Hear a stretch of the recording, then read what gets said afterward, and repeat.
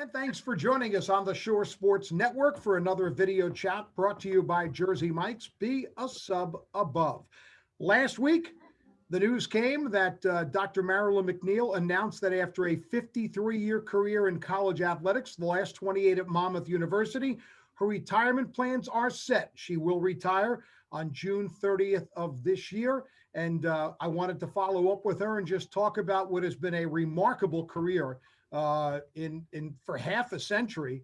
And she looks so young. So Dr. McNeil was good enough to give us a few minutes to chat. And as I said to you before we recorded, really congratulations, because I think we all would like to be able to script our ending, and you certainly have gotten that opportunity.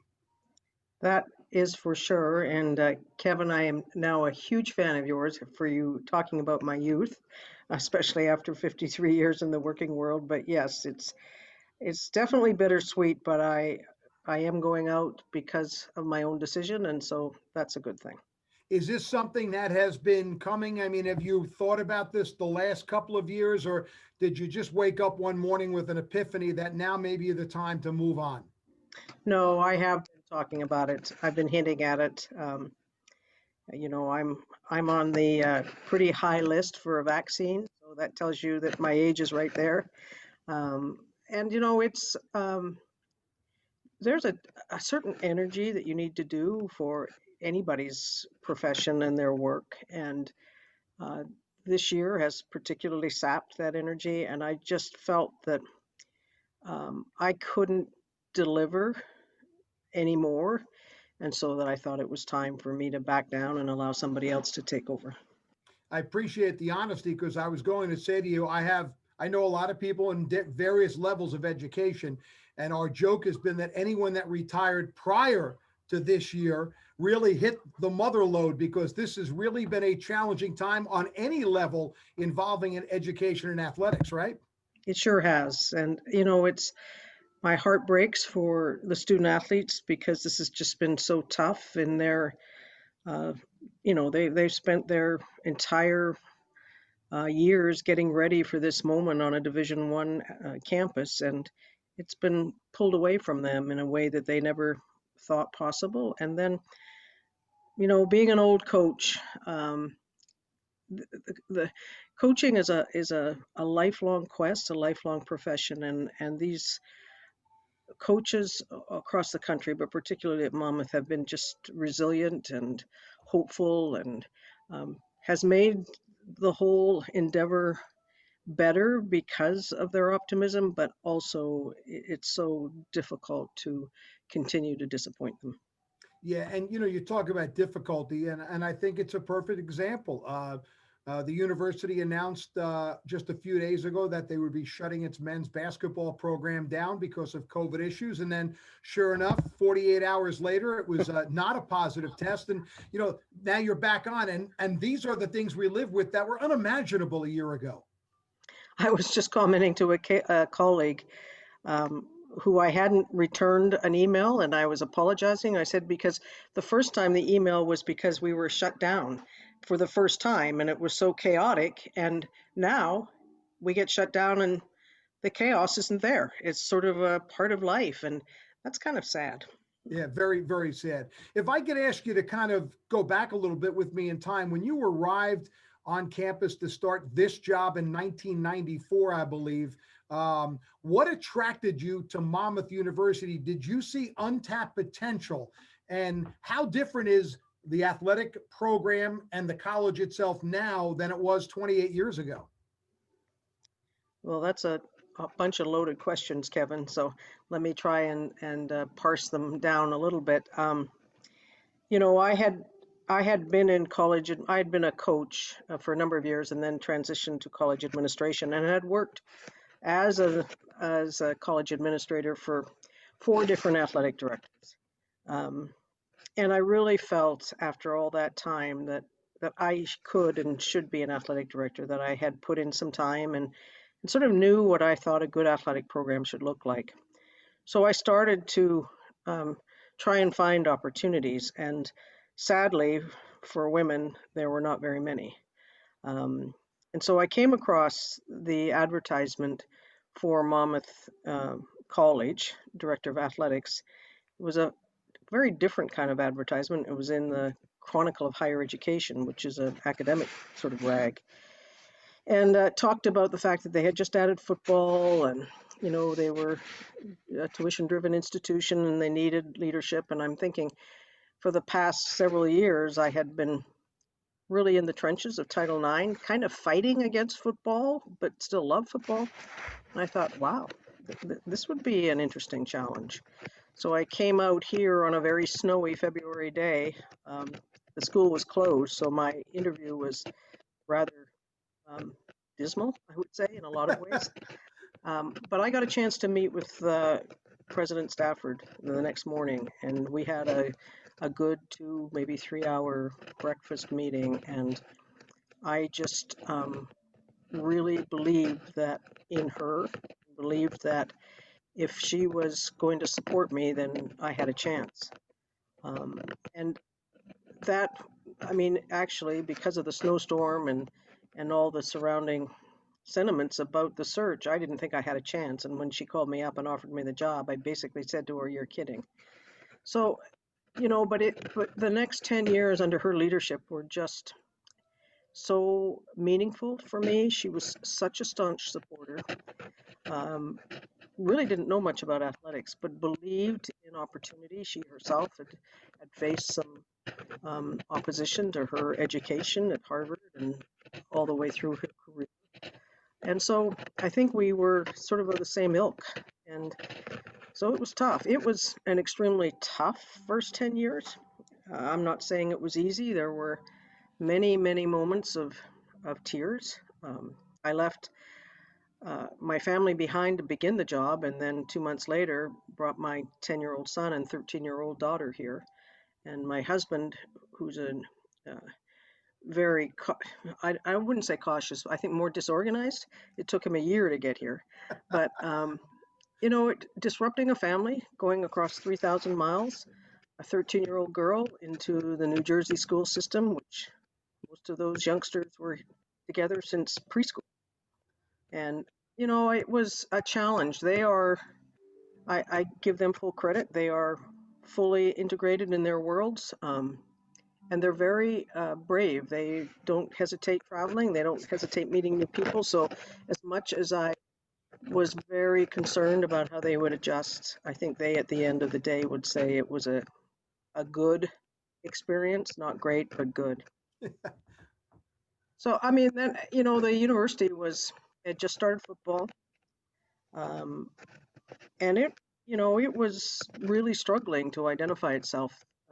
President Stafford came in with the absolute right qualifications to turn it around and gave us a chance. And I can tell you, the first day when I walked in and basically got to go in depth into the budget and what support the athletics program had, I almost booked my ticket back. But, that's a long answer to your question, but Yeah. I do think, because I truly believed that I knew what a program should look like, and I had a very consistent and I thought a good vision for what it should be. So I've stayed true to myself in that regard, and I'm happy about that, and it worked well for Monmouth. You mentioned Title IX. Clearly, one of the things you have done, it's been part of your entire career, is your belief in gender equality in athletics. And I know you've taken that to Monmouth, and that's been part of what you've done for 28 years. But maybe what you should be most proud of is you've done that, but you've had a wonderful relationship on the other side. You mentioned you and Coach Callahan go back basically to the beginning. You've got coaches who have been with you for a long time in different sports. So you've boosted the gender equity and the women's focus, but never to take away from what the men have achieved as well. Well, thank you, Kevin. But you know what? Yes, I've been a huge staunch of women. I had such a fabulous experience as a student athlete, and then had a tremendous experience as a coach.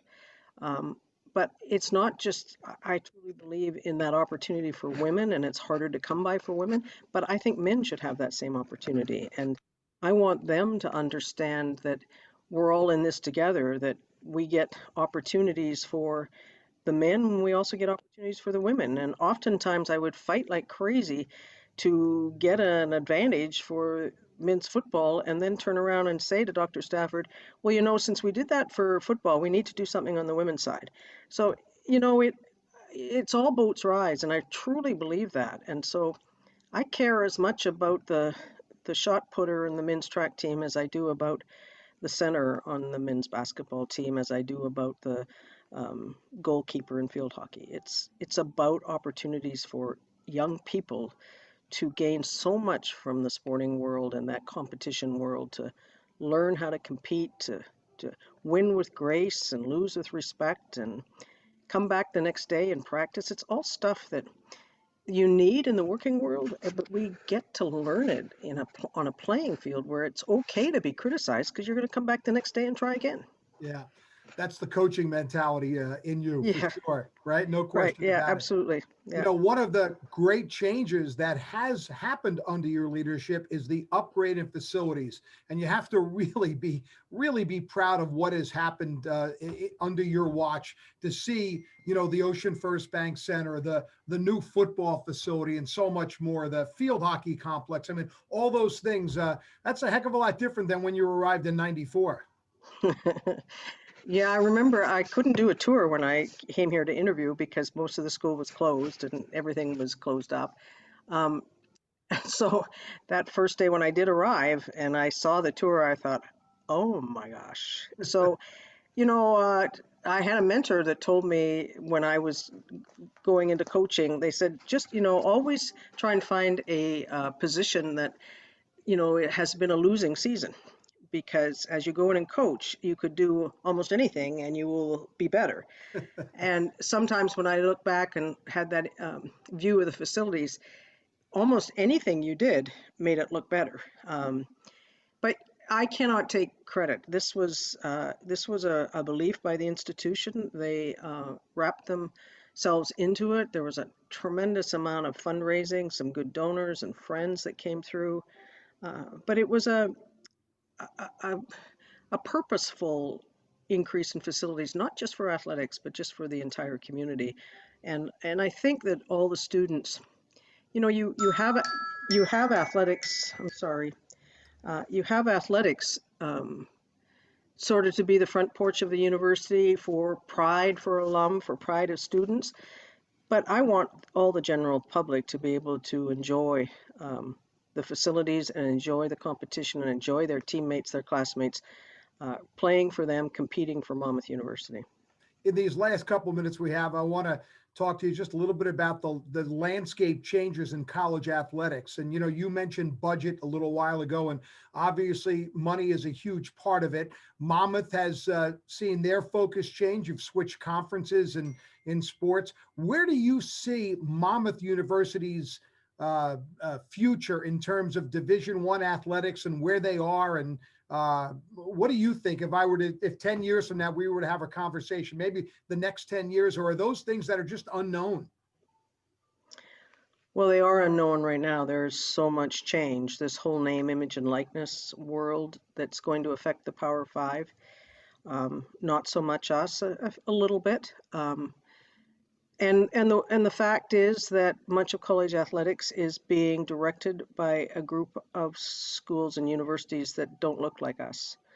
And I find that probably one of the most distressing parts, that we've lost the educational value of college athletics, and we've morphed into the business value of college athletics. And I think we're losing a lot in that change. And that's what concerns me. I think from a Monmouth's perspective, I don't think we'll ever move from Division One. I think Division One may look different, and we might fit in. I'm a fan of having the Power Five go off and do what they do. It's a whole different world. It's a much more difficult world. I empathize with them, but their needs and their wants are so much different from ours, and so I wouldn't mind going back to where it was, 15, 20 years ago, and I have the luxury of remembering that. and just being about the love of athletics and the love of competing and not worrying so much about what the revenue generation is.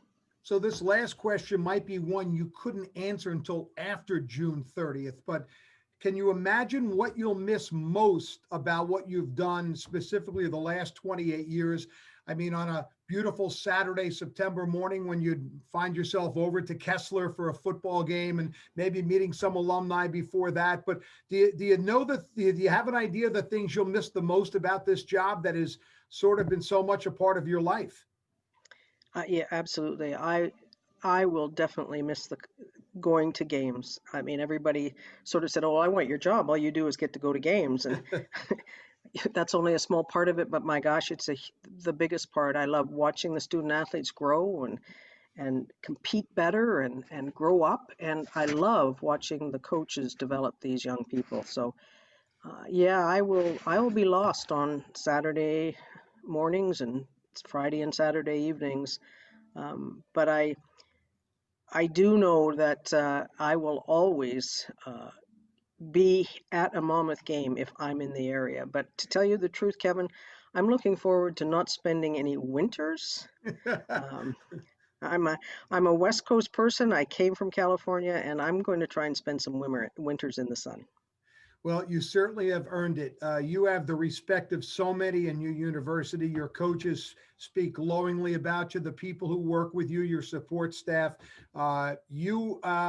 You may not want to take credit, but you were the figurehead during what is an amazing part, almost a golden era for the university, in which so many things on an athletic basis advanced from where they were to where they are now. So I thank you for allowing us to be a small part of it, and wish you very well in retirement, but don't celebrate yet. You still got to get through another cold Jersey winter.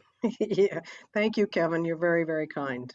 Dr. Marilyn McNeil, who announced she will retire as the athletic director at Monmouth University on June 30th, and we'll certainly hope to have a chance to run into her before then. You've been watching another Shore Sports Network video powered by Jersey Mike's. Be a sub above.